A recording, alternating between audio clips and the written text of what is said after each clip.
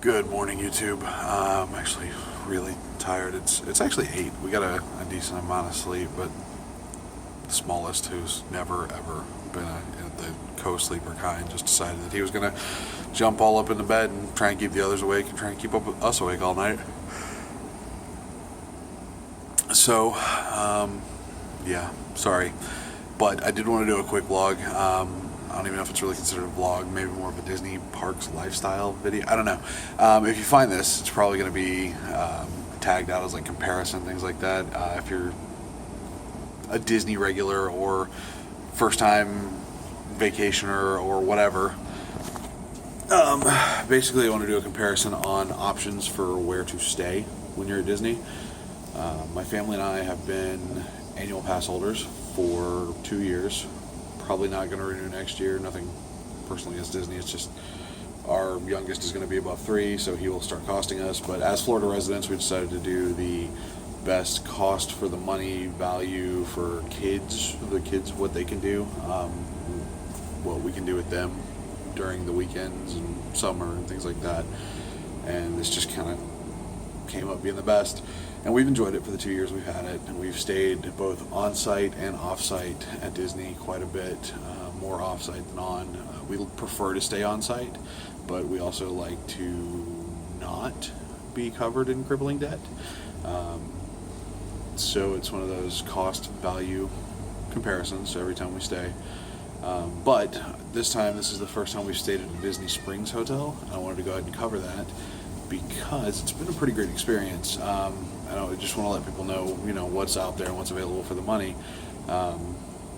We got a really, really great deal on this through Priceline, and we didn't know at the time, and I'll cover this in another video, but we weren't aware that the resort is undergoing construction at the pool area, which was one of the prime draws. The kids were extremely disappointed about that because we didn't know, and we were expecting this big production of the pool area, and they were going to enjoy themselves and have a fun time the first day, and they didn't get to do that, so they were really unhappy. But one of the main draws of staying on site at Disney is transportation to and from the parks. Yeah, some of the hotels off-site offer it, but most of them are hotel franchises. There are some nice hotels off-site that you can find a good deal on, but the transportation we've found is usually like some crazy-eyed old guy and a tiny little bus that they try and cram 30 people in a 16-passenger van.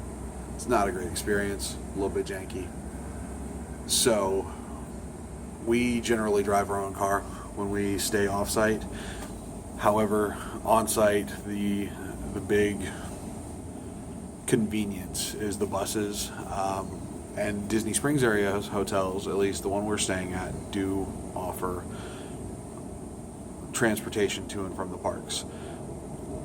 This particular one, I can't speak for all of them, but I know that when we were dropped off last night, it dropped off here, which is the Lake Buena Vista Palace, the Wyndham, and I want to say the Holiday Inn, possibly, all Disney Springs resorts. And basically what that means is other resorts like the Buena Vista Palace, the Holiday Inn, Doubletree, Wyndham, they approached Disney and said, hey, we agree to meet your standards if you let us put a resort on your property. And they were the ones that were granted contract. But information lesson you probably didn't want. Bottom line, they do offer transportation to and from the parks, and because we spent the first half of the first day doing Disney Springs stuff, it ended up being really convenient because we just walked right over to Disney Springs. We didn't have to catch a bus. There's a walkway that goes above the road, and it's right around the corner from our resort, so it added maybe 5 minutes instead of sitting around waiting for a bus.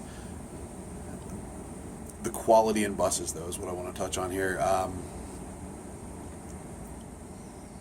Imagine staying on site at Disney. The bus transportation to and from the parks is like city transportation, city bus, things like that.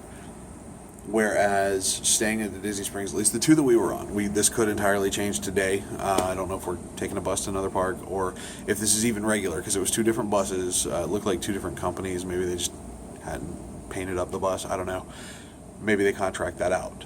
But the people they contracted it to was more like a luxury coach liner, like, I don't want to use Greyhound in the term of luxury, but if you ever had to take, showing my true dorky side here, I was in chorus in high school. I didn't play sports or anything like that. I mean, I did, just not much.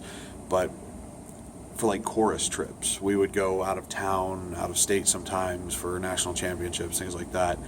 And it's that level of motor coach that they have here at this Disney Springs Resort, the Buena Vista Palace. And like I said, this one also hits the Wyndham and the Best Western. And I don't know who else they contract out to.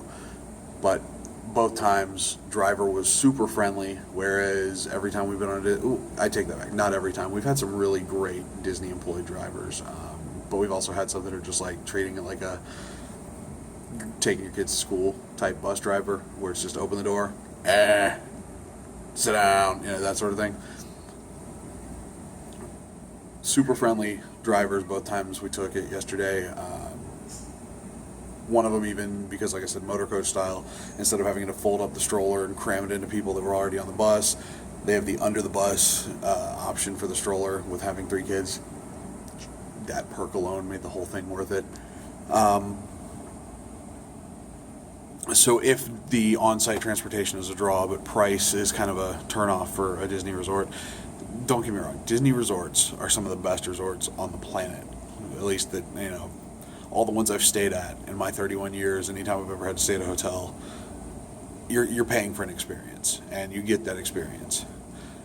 Here, you're paying for a room, and the people here have been nice. They don't really have a lot. There actually is, at this one, the Palace at Lake Buena Vista, there is a character breakfast on Sunday mornings. So if you're staying on a weekend, they have Minnie Mouse, Pluto, and Goofy, all officially licensed. We were gonna do that, but for other birthdays past, we've spent way too much money on character breakfast, so we just handed the kids some Pop-Tarts today, and we're gonna go to the park. I keep saying I'm gonna touch on that in another video too. But I'm trying to do this in one take so that I can get it uploaded before all the rest of them. I don't have to go in and edit anything. Point is, it's still a hotel.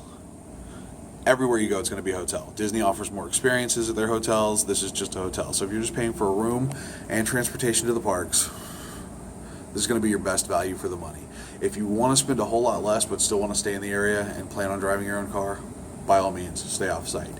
But this essentially, you get if you know the levels of Disney hotels, it's value, moderate, premium. I don't know. We've never stayed in anything above moderate because, like I said, we don't like crippling debt, and that stuff is expensive.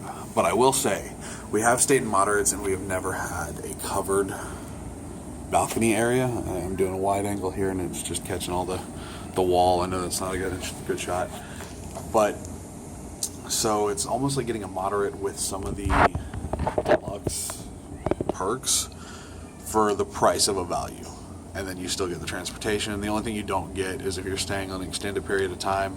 Disney resorts, if you buy a big item in the hotel, they will send it back to your resort the next day, but we're only doing an overnight trip, so that's not even a feature that appeals to us.